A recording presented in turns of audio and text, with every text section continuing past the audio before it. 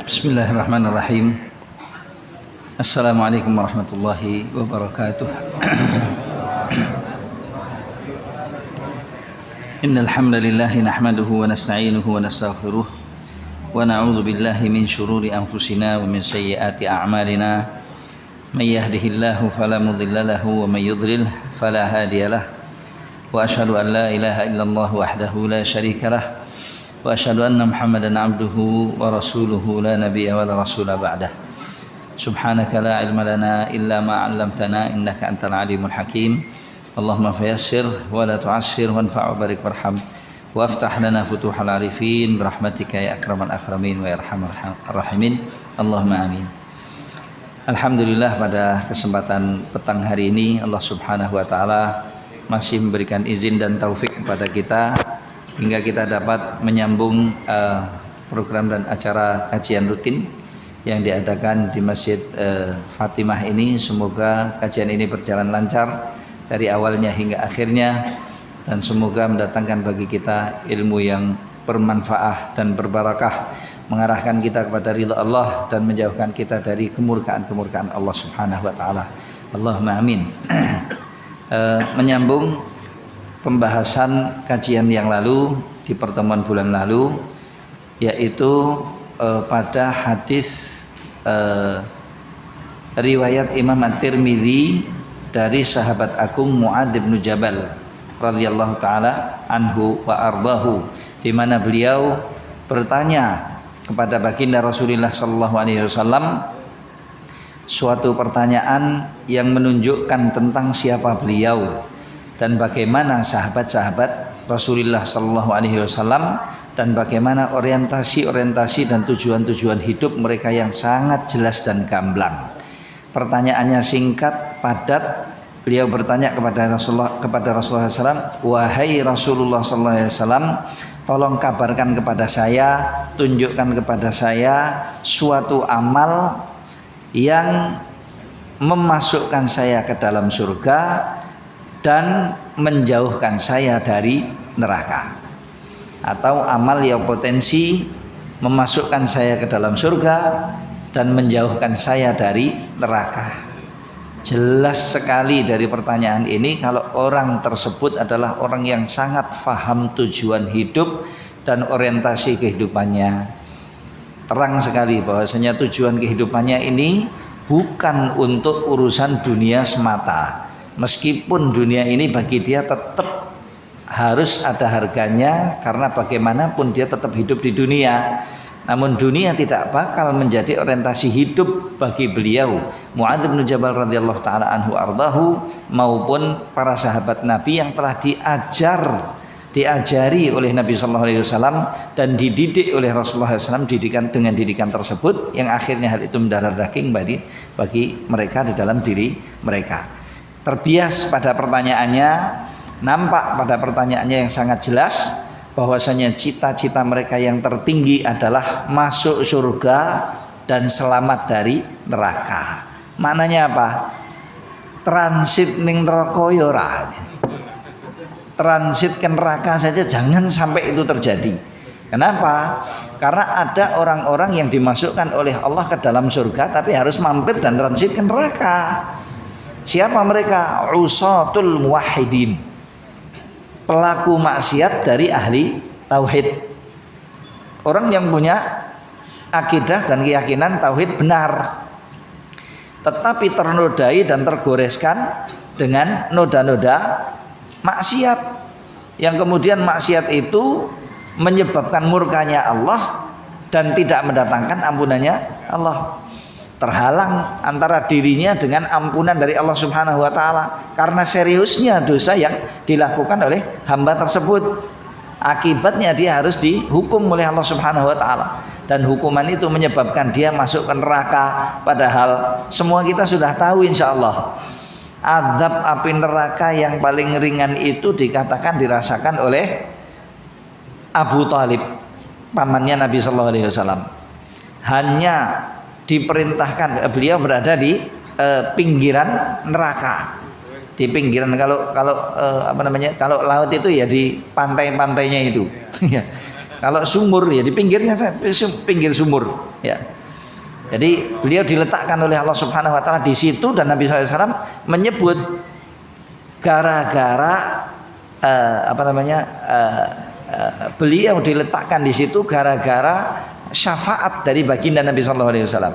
Dan Nabi SAW menyebut laula ana lakana fid darkil asfali minan nar.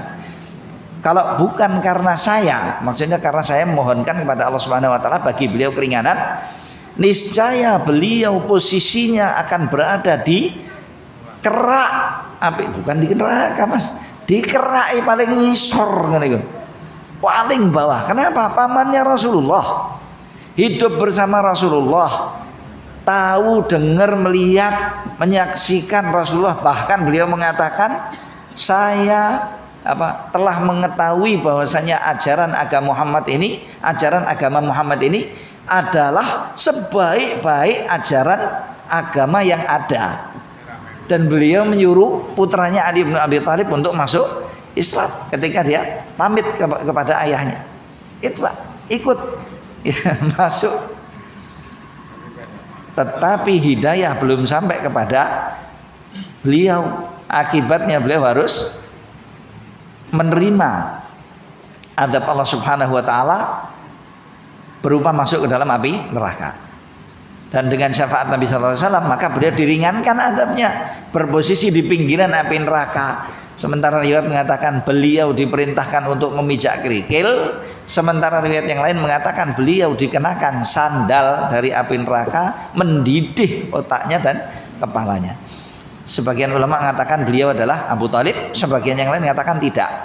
Itu orang yang paling ringan adabnya di neraka, diperintahkan untuk mengenakan sandal dari neraka, akibatnya mendidih otaknya. Nah, itu yang paling ringan. Kalau yang paling ringan seperti itu, sapa sing gelem, Pak? Siapa yang kemudian siap hanya dengan berbuat maksiat, gara-gara maksiat itu tidak diampuni oleh Allah Subhanahu wa taala dosanya, lalu dia harus bertanggung jawab dengan maksiat itu, kecemplung ke dalam api neraka. Alamana cuma gara-gara maksiat. Ngikuti apa? Dua. Satu, setan internal yaitu hawa nafsu, dan yang kedua setan eksternal yaitu iblis dan antek-anteknya dan sarana-sarana dan cara-cara yang diadakan oleh iblis. Andai kata dia bisa sabar dari hawa nafsunya dan sabar dari gangguannya iblis, setan yang terkutuk, maka insya Allah dia akan selamat. Dia akan mendapatkan rahmatnya Allah dan mendapatkan taufik dari Allah untuk bisa tertuntun kepada jalan hidayah dan amal yang soleh. Tetapi gara-gara mengajukan hawa nafsu dan membuka pintu bagi setan, ya akhirnya terkena. Naudzubillah min dzalik. Nah, maka dari itu Mu'adz bin Jabal radhiyallahu taala anhu ardahu bertanya kepada baginda Rasulullah sallallahu alaihi wasallam. Ya, kathah mendak. Jazakumullah khair. Beliau bertanya kepada Rasulullah, jazakumullah khair. Jadi beliau bertanya kepada Rasulullah sallallahu alaihi wasallam, apa ya Rasulullah, tunjukkan kepada saya satu saja jenis amal, apalagi lebih dari satu. Wah, itu akan betul-betul kami pegang teguh, yang bisa dan potensi untuk menyelamatkan saya dari api neraka dan memasukkan saya ke dalam surga. Dan ini yang selalu kita doakan di dalam doa sapu jagat itu loh Pak. Ya, doa sapu jagat kita, Rabbana atina fid dunya hasanah. Satu, ya Allah berikan kepadaku di dunia ini kebaikan, wa fil akhirati hasanah, dan berikan kepadaku di akhirat kelak juga kebaikan. Dan tentunya kebaikan itu surga dan segalanya yang terkait dengan keridhaan Allah Subhanahu wa taala. Dan enggak cukup dengan itu, wa qina adzabannar, dan lindungi kami dari api neraka, meskipun hanya kesabet api neraka saja, jangan sampai itu terjadi. Jangan sampai itu terjadi sama sekali. Dan itu semuanya dengan taufik dari Allah Subhanahu wa taala, rahmat dari Allah Subhanahu wa taala, dan bantuan darinya. Maka perlu untuk kita memohon kepada Allah Subhanahu wa taala dengan yang sebenar-benarnya. Lalu permohonan itu kita realisasikan dengan praktek amal yang menunjang dikabulkannya doa-doa dan permohonan kita tersebut. Baik, ini kembali kepada pertanyaannya Mu'adz bin Jabal kepada Rasulullah sallallahu alaihi wasallam. Lalu beliau bersabda menjawab, "Laqad sa'alta an 'adzim."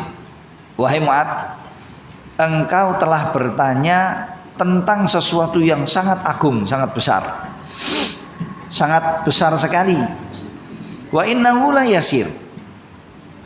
Namun sesungguhnya meskipun perkara itu besar, agung, maksudnya bukan perkara yang sepele, sangat besar sekali. Tentunya yang besar itu ya tuntutannya juga besar, resikonya juga besar. Hatta dalam urusan dunia, kalau kita bercita-cita atau kita berusaha untuk meraih sesuatu yang besar, maka ya harus paham sendiri, usaha kita harus ganda, ya. Dan nanti tadi tuntutannya macam-macam, resikonya juga macam-macam. Itu semuanya sudah harus terhitung oleh kita, dan juga kita sedia untuk menjalaninya, gitu ya. Nanti kalau kita menjalaninya dengan baik, bisa jadi kita sukses, bisa jadi belum sukses. Tapi kalau sesuatu itu besar, cita-cita itu tinggi, kemudian kita untuk itu berbuat semaksimal mungkin, gagal pun tetap dhuwur, gitu ya. Gagal sekalipun itu kita akan tetap mencapai derajat-derajat yang tinggi. Beda dengan orang yang cita-citanya pendek melulu, dan pendek itu batasannya dunia dan seisinya, dan yang berkutat hanya sebatas dunia saja.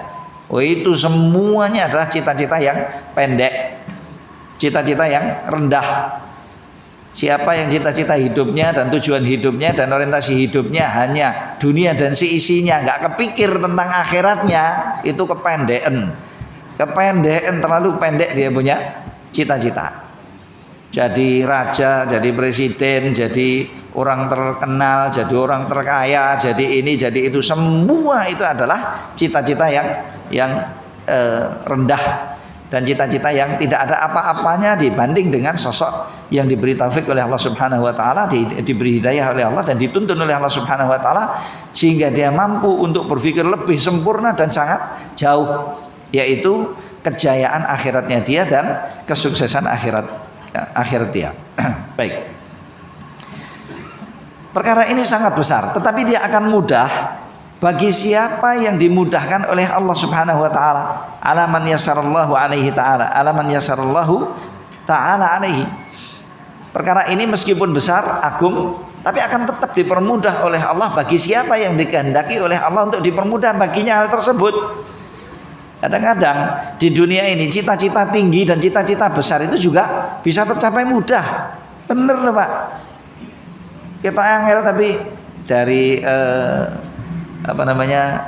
bujangan, kemudian jadi presiden rumah tangga, kemudian presiden perusahaan, kemudian jadi gubernur, jadi wali kota naik jadi gubernur, terus nanti pindah, terus nanti jadi presiden, habis itu jadi penguasa. Itu kita itu kok gampang. Bagi siapa yang dipermudah oleh Allah Subhanahu wa taala. Dunia begitu, akhirat pun juga sebetulnya sama. Siapa yang dipermudah oleh Allah, baginya jalan tersebut akan lebih mudah. Makanya tuntutan permintaan dan permohonan kepada Allah atas kita itu sangat besar. Sangat besar. Kalau kita mau betul-betul ingin sukses di akhirat kita, ya jangan lupa untuk kita memohon selalu kepada Allah Subhanahu wa taala dengan permohonan yang jujur, yang benar. Lalu kita meminta kepada Allah Subhanahu wa taala kesuksesan tersebut. Nah, dengan permintaan itu nanti dibarengi dengan usaha yang maksimal. Kemudian beliau mengatakan, Nabi sallallahu alaihi wasallam menjawab, ta'budullaha wa la tusyriku bihi syai'a.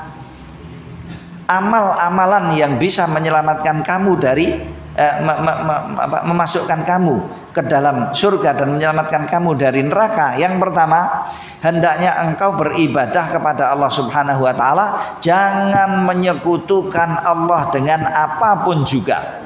Ya, ini merealisasikan tauhid 100%, tauhidnya tidak boleh salah. harus benar. Harus benar. Tidak boleh bersekutu kepada Allah dalam hal apapun juga sepanjang kehidupannya. Minimal sebelum mati, sebelum wafat, maka dia harus istighfar, mohon ampun kepada Allah, syahadat lagi, mengulangkan tauhidnya, dan memastikan kalau tauhid dia itu adalah tauhid yang utuh dan yang benar. Dan tentunya siapa yang mampu untuk menutup hidupnya dengan ketauhidan, itu adalah siapa yang membiasakan hidup dengan tauhid itu sendiri. Orang yang biasa hidup dengan tauhid, insya Allah akan tertutup dengan tauhid. Coba kalau biasanya hidup dengan kesyirikan, apa iso coba menutup kehidupan dengan tauhid? Kok enak enak sekali. Dia ahli maksiat, hobi maksiat, tiap saat maksiat, kecanduan maksiat, enggak berhenti dari maksiat, tapi terus maunya menutup hidup dengan apa? Sujud. Ya mulai lagi ya. Atau salat fardu, maunya sujud enggak? Dalam keadaan sujud baik, nggak bisa. Bukan nggak bisa ya, bukan sesuatu yang wajar. Kalaupun itu terjadi luar biasa, itu luar biasa. Memang ada orang-orang yang sepanjang hidupnya tidak pernah sujud sama sekali kepada Allah Subhanahu Wa Taala, tapi mlebu surga. Mau Pak? Mau? Ada orang yang tidak pernah sujud sama sekali tapi masuk surga. Ya. Dan itu terjadi di zaman sahabat. Yang sampai kata Nabi SAW, amila qalilan wa ujira katsiran. Orang ini beramal sedikit tetapi mendapatkan pahala banyak. Gara-garanya masuk Islam pas musim jihad fisabilillah. Perang fisabilillah, jihad fisabilillah. Antara muslim sama kafir sama musyrik, bukan muslim sama muslim. Ya, antara muslim dengan orang kafir, muslim dengan Zionis umpamanya lah, itu cetok. Meskipun Zionisnya ngaku muslim. Nah, itu cetok kalau itu. Jelas gamblang-gamblang kalau itu memang peperangan antara Islam dengan kekufuran. Berperang di jalan Allah. Nah, orang ini masuk ke dalam Islam, kemudian dapat syariat jihad. Bertanya ke Rasulullah SAW, ya Rasulullah, saya ini syahadat dulu atau berjihad dulu? Oh enggak, ya kamu harus syahadat dulu. Begitu syahadat langsung perang di jalan Allah. Begitu perang mati syahid. Belum pernah sujud sekalipun kepada Allah Subhanahu Wa Taala, meletakkan dahinya di tanah. Karena Allah Subhanahu Wa Taala dengan salat, belum sempat dia salat, tetapi sudah mendapatkan pahala syahadah di jalan Allah Subhanahu Wa Taala, diampuni dosa-dosanya oleh Allah Subhanahu Wa Taala dan diangkat derajatnya oleh Allah Subhanahu Wa Taala. Nah, ini bisa terjadi toh, cuma luar biasa. Biasanya bagaimana? Ya mudah-mudahan seperti saya sama Anda, kita muslim dari sejak lahir atau muslim dari sejak muda dan terus konsisten. Dan yang paling penting ini yang pertama disebut oleh Nabi sallallahu alaihi wasallam, tidak menyekutukan Allah Subhanahu Wa Taala dan mengesahkan Allah Subhanahu Wa Taala dan hanya menyembah Allah Subhanahu Wa Taala di dalam hidupnya, terus tidak henti-hentinya, ya, konsisten dengan itu sampai kemudian bertemu dan berjumpa dengan Allah Subhanahu Wa Taala. Nah, masalah pahalanya besar yang ini atau yang itu kembali kepada Allah Subhanahu Wa Taala. Atau nanti kita lihat bareng-bareng di swarga. Allahumma amin. Ya, nanti kita lihat bareng-bareng. Ta'budullaha wa la tusyriku bihi syai'a. Hendaknya kamu beribadah hanya kepada Allah, tidak boleh menyekutukan Allah dengan suatu apapun. Nah ini Pak, Bu, ini menuntut kepada kita agar supaya kita itu tahu tauhid itu apa. Bagaimana kita bisa bertauhid kalau kemudian kita nggak tahu tauhid? Jangan sampai ya umur salah seorang di antara kita yang sudah diberi oleh Allah Subhanahu Wa Taala panjang umurnya sampai 60 tahun, bahkan lebih dari 60 tahun, 70 tahun, 80 tahun, kemudian masih bias di benaknya dia yang namanya tauhid itu apa dan yang namanya kesyirikan itu apa. Dia nggak ngerti titik-titik tauhid itu di mana saja dan poin-poin kesyirikan itu pada hal apa saja. Ada kesyirikan kata, ada kesyirikan sikap, ada kesyirikan perbuatan. Begitu juga dengan titik-titik keimanan, poin-poin keimanan. Makanya Nabi SAW menyebut a'dzarallahu ila mri'in akhara ajalahu hatta ballaghahu sittina sanatan. Allah Subhanahu wa taala itu telah menutup uzur bagi salah seorang di antara kita yang dipanjangkan umurnya oleh Allah sampai mencapai 60 tahun. Urip 60 tahun kok ora ngerti Tuhan iki sapa? Apa ora kebangetan coba? Hidup 60 tahun tuh nggak ngerti apa kepentingan dan kebutuhan keperluan kehidupannya itu nggak tahu dia.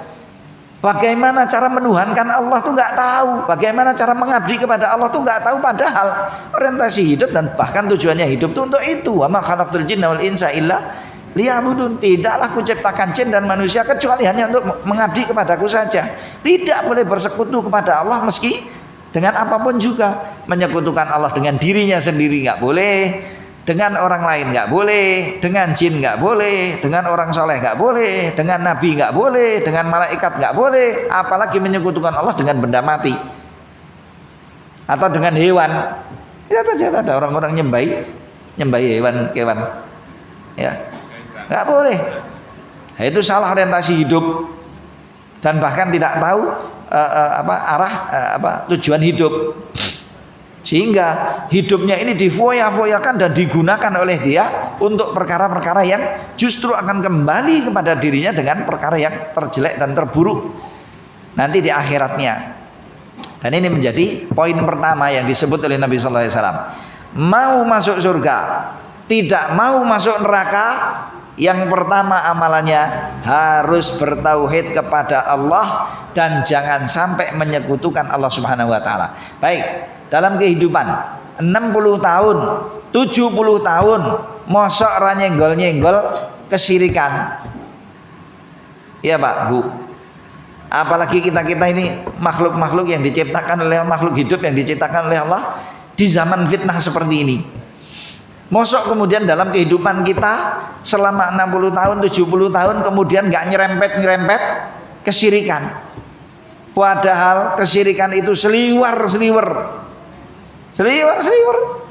di rumah kita sengaja atau tidak sengaja rupanya ada jebakan-jebakan kesyirikan. Di luar rumah ada jebakan kesyirikan, di tempat kerja ada jebakan kesyirikan, di jalan raya ada jebakan kesyirikan, di pasar ada lagi, di rumah sakit ada juga, di sini ada, di situ ada, pokoknya di mana-mana ada saja jebakan-jebakan kesyirikan itu.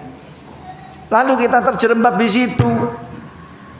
Sedangkan masih dalam kesempatan hidup kita. Apa yang harus kita lakukan? Apa yang harus kita perbuat? Taubat, istighfar, mohon ampun kepada Allah Subhanahu Wa Taala. Dan bahkan disyariatkan oleh Nabi Sallallahu Alaihi Wasallam untuk kita memohon ampunan kepada Allah dari kesyirikan yang kita sengaja maupun yang tidak kita sengaja. Karena pentingnya kesyirikan ini dan bahaya karena pentingnya keimanan dan bahayanya kesyirikan. Bahayanya kesyirikan. Berkali-kali saya sebut timbang baliho yang mbok templek yang pinggir-pinggir dalan kono gambare wong-wong wedok, gambarnya orang-orang enggak karu-karuan, tulisannya enggak karu-karuan, tulis yang gede sana yang gede. Apa? Pastikan Anda mukmin. Apa boleh Pak? Jangan sampai menyekutukan Allah. Amal yang menjamin memasukkan Anda ke dalam neraka, ke dalam surga dan menjauhkan Anda dari neraka dan menyelamatkan dari api neraka. Yang pertama dan yang utama adalah tauhid kepada Allah dan jangan sampai bersekutu kepada Allah Subhanahu Wa Taala sepanjang hidup, dan kematian kita harus berbentuk atau berdasar dari tauhid kepada Allah Subhanahu Wa Taala yang bersih. Harus menjadi bukti kalau kita itu bertauhid kepada Allah Subhanahu Wa Taala dengan yang sebenarnya. Itu kematian kita. Siapa yang wafatnya dalam keadaan tauhid dan bertauhid kepada Allah Subhanahu Wa Taala, dosanya akan diampuni oleh Allah dan dia bakal dimasukkan ke dalam surga. Ya, wallahu a'lam. Ini yang pertama. Ta'budullaha wa la tusyriku bihi syai'an. Yang kedua, wa tuqimus shalah. Dan hendaknya kamu menegakkan salat, dan ini sudah sering kita sebut. Tentunya minimal adalah salat fardu. Salat fardu. Wa tu'tiyaz zakah, dan hendaknya engkau menunaikan zakah dari harta-hartamu. tentunya zakat fitri maupun zakat-zakat harta.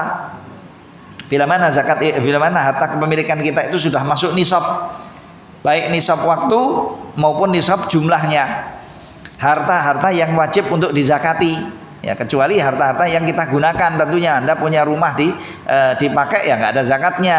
Anda punya pabrik gede nih Karanganyar pisan, ya, kalau itu digunakan untuk usaha atau toko atau ini atau itu, pokoknya sarana usaha, tidak ada zakatnya. Anda punya kendaraan juga nggak ada zakatnya, tapi pajak kene. Pajaknya terus ada. Tapi kalau zakatnya Allah Subhanahu wa taala tidak ada. Kenapa? Karena itu memang sarana kebutuhan kehidupan harian kita.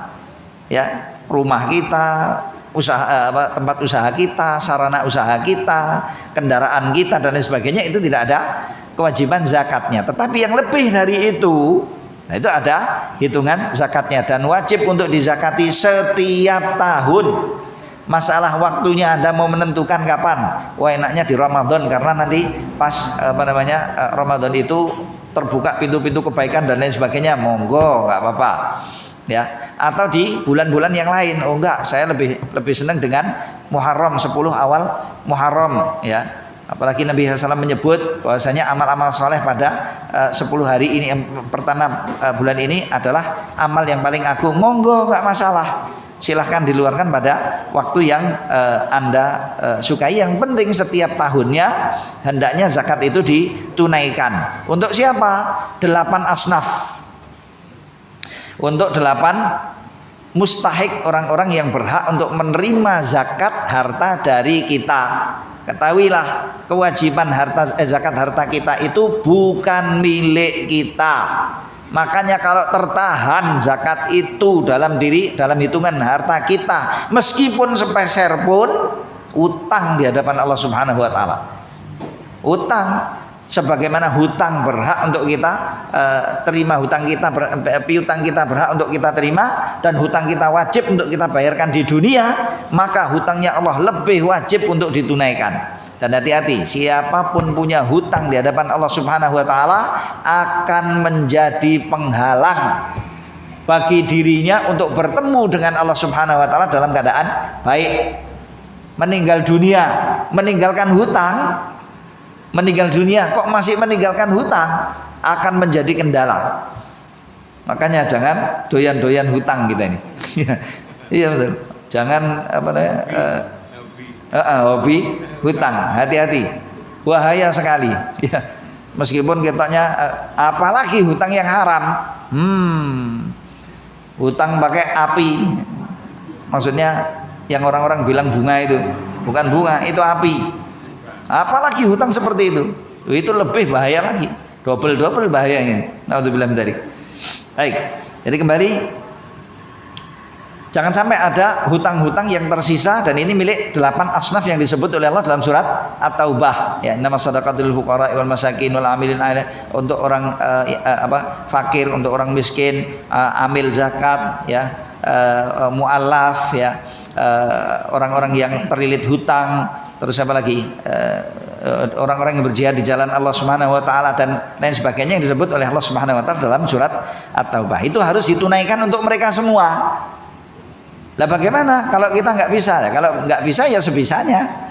Nah, di sini umpamanya nggak ada orang-orang yang mau menunaikan, hamba saya ya, mau menunaikan, membebaskan dirinya, ya sudah, berarti nggak perlu untuk memberikan bagian itu kepada hamba sahaya yang mau membebaskan dirinya sendiri, ya. Terus kalau nggak ada yang, pokoknya sebagian dari sinf yang ada itu kalau tidak wujud di daerah kita, maka bisa digantikan kepada yang lain. Wallahu taala a'lam. Baik. Kemudian berikutnya watasumu Ramadan, dan hendaknya engkau berpuasa pada bulan Ramadan penuh, tidak boleh untuk dikurang-kurangi dengan sengaja dalam keadaan dia mampu untuk melaksanakan puasa bulan Ramadan. Beda dengan orang yang memang dia tidak mampu meskipun bukan musafir ya. Pekerjaan yang kasar, yang keras, yang berat umpamanya. Tukang batu atau yang semisal dengan itu pekerjaannya sangat berat sekali ya. Kemudian dia kalau tidak bekerja maka tidak bisa mendapatkan nafkah untuk dirinya dan keluarganya.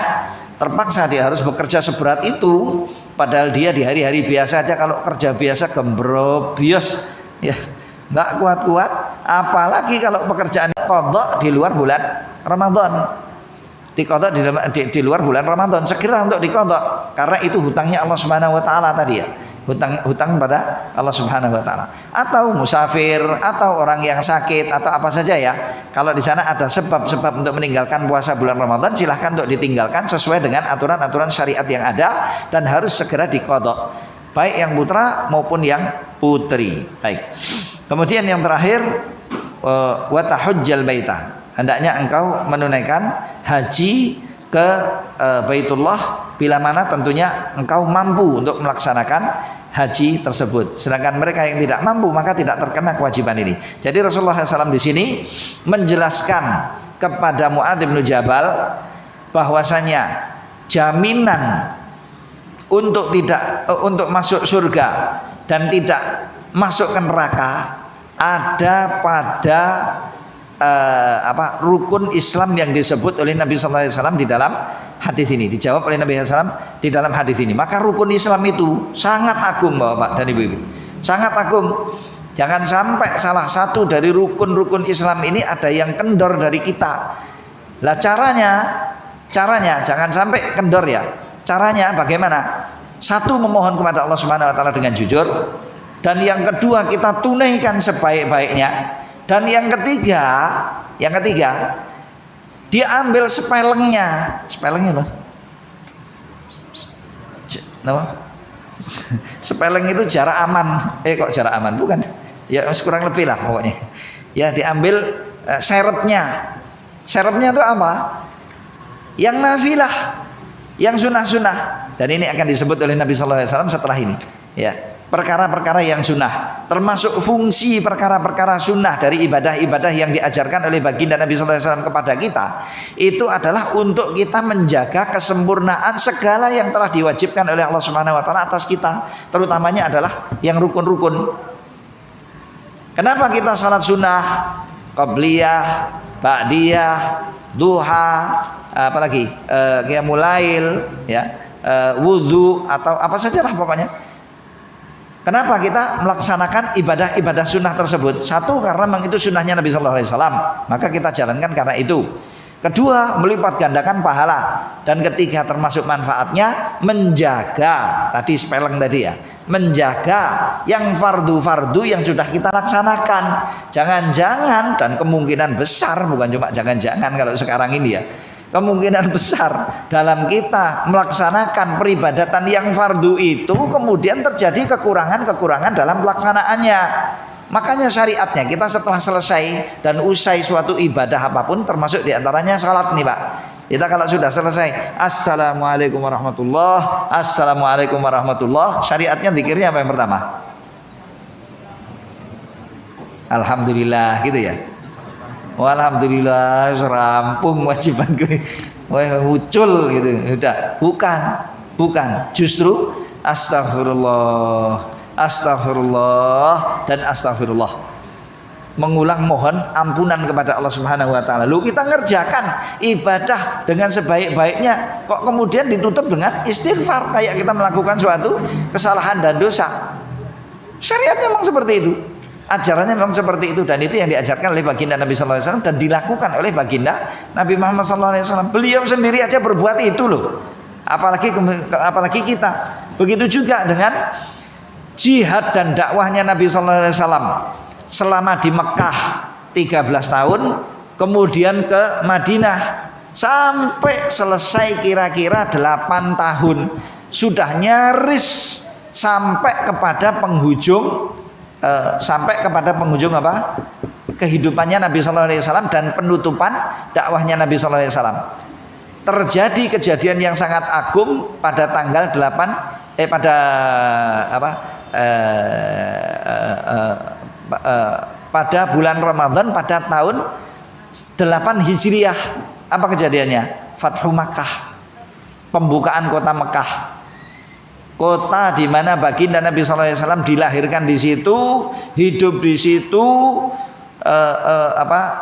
tumpah darahnya Nabi Muhammad SAW, dan negeri yang paling dicintai oleh Nabi SAW ketika beliau mau hijrah naik di atas Gua Thur. Lalu beliau sebelum jalan meninggalkan Mekah, beliau mengatakan, sesungguhnya engkau adalah negeri yang paling kucintai, negeri Allah yang paling kucintai. Kalau bukan karena penduduknya mengusir aku dan mengeluarkan darimu, niscaya aku tidak akan keluar darimu wahai Makkah, tidak akan keluar darimu. Tapi aku diusir. Saya diusir oleh penduduknya, orang-orang musyrik, paganis, penyembah patung, meskipun mereka adalah kerabat saya gitu ya. Tapi saya diusir.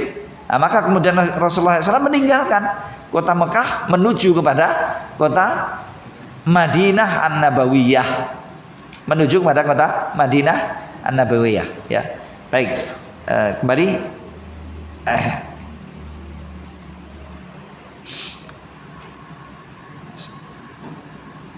Tadi saya katakan bahwasanya menjaga yang sunnah termasuk fungsi dan manfaatnya adalah kita menutupi kekurangan yang faridah kita laksanakan, yang wajib-wajib untuk kita laksanakan. Terutama diantaranya adalah rukun Islam, sholat 5 waktu, puasa pada bulan Ramadan, sedekah kita itu menutupi kekurangan kewajiban zakat kita, ya. Maka umroh kita juga berfungsi sebagai penutup kekurangan haji kita. Bila mana kita melaksanakan haji, kalau kita mampu untuk mengulang-ulang umroh itu, insya Allah juga akan banyak manfaatnya. Begitu juga dengan ibadah-ibadah sunnah yang lain.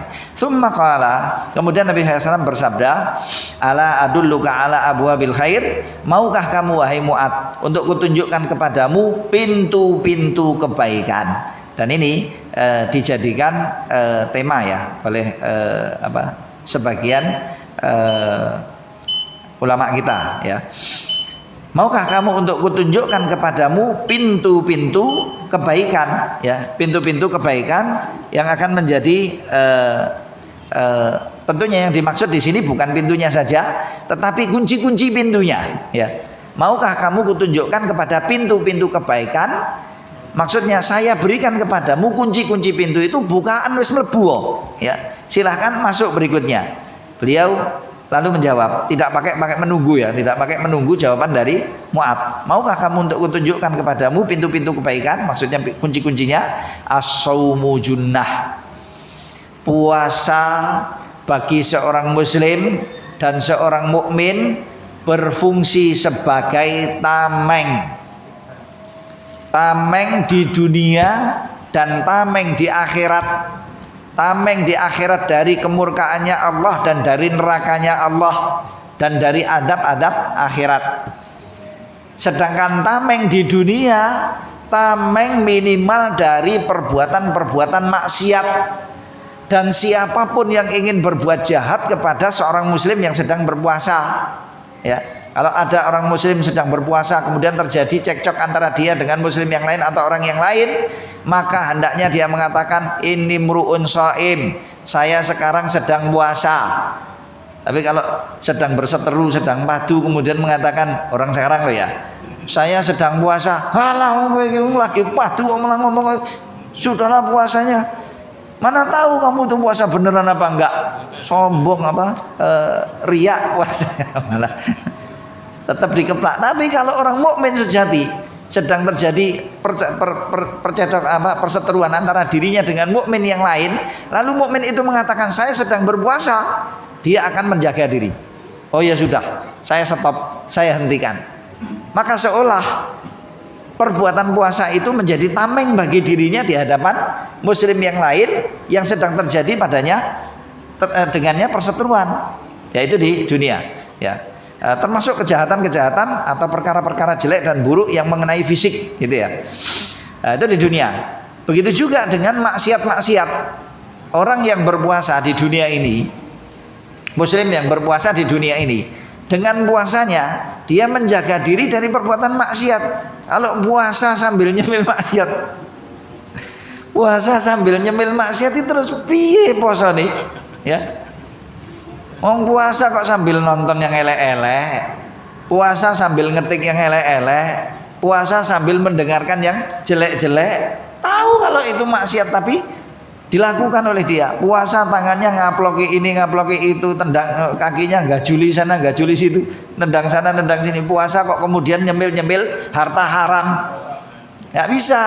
Orang yang sedang berpuasa harus menjaga dirinya dari bentuk maksiat apapun juga sekecil-kecilnya agar menjamin puasanya sempurna. Kalau tidak, so puasanya nggak akan sempurna. Lah kalau nggak sempurna, bisa jadi puasa-puasa seperti itu nggak akan ada nilainya di hadapan Allah Subhanahu Wa Taala. Yang terjadi haus iya, dahaga iya, lapar iya, capek iya, pahala tidak. Akhirnya jadi ya begitu, sia-sia peribadatannya gara-gara dia berpuasa lalu tidak menjaga puasanya dengan yang baik. Kemudian Nabi SAW menyebut wassadaqatu tudfi'ul khati'ah kama yudfi'u al-ma'un nar.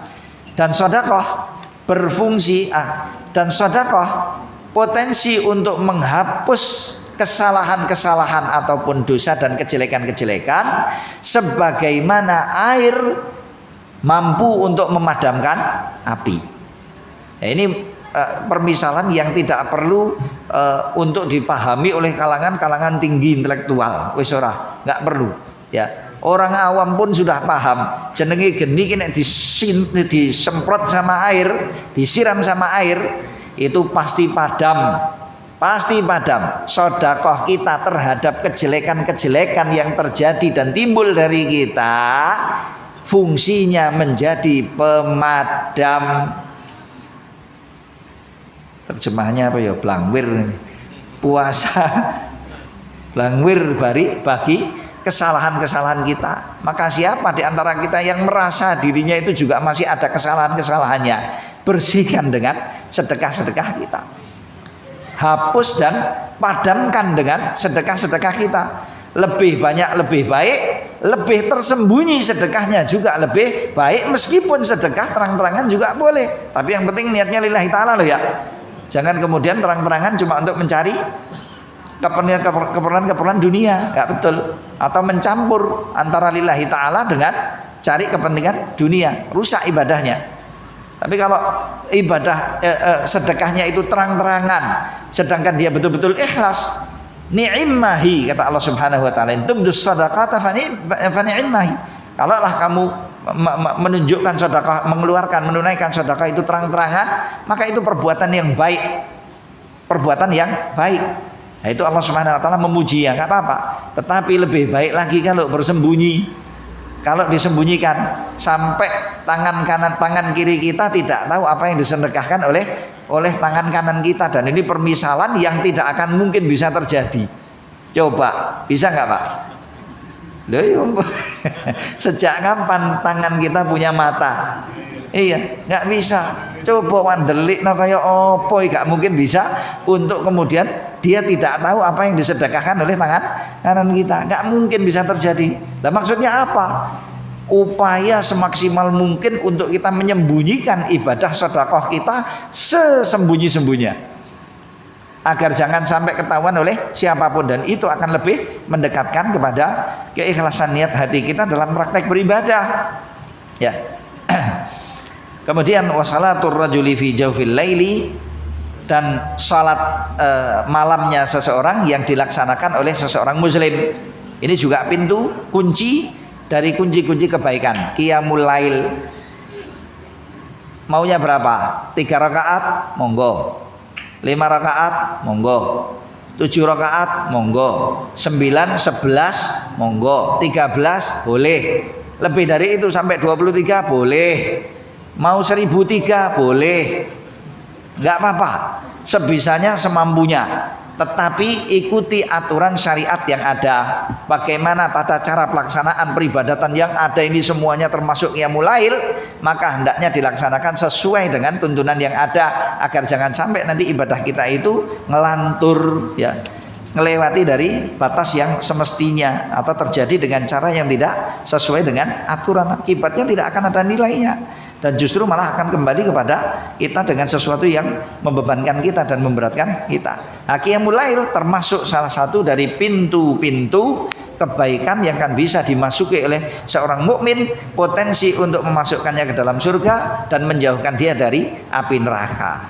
Baik, ini karena waktunya sudah habis dan hadisnya cukup panjang atau sangat panjang, masih belum bisa tuntas dan selesai untuk kita bahas bersama dalam majlis yang kedua ini. Insya Allah nanti kita sambung di majlis-majlis yang akan datang dan semoga Allah Subhanahu Wa Taala berkenan untuk menjadikan majlis kita, talabul ilmi kita ini bermanfaat bagi kita semuanya, mendatangkan bagi kita ilmu-ilmu yang berbarakah, mengarahkan kita kepada ridha Allah Subhanahu Wa Taala.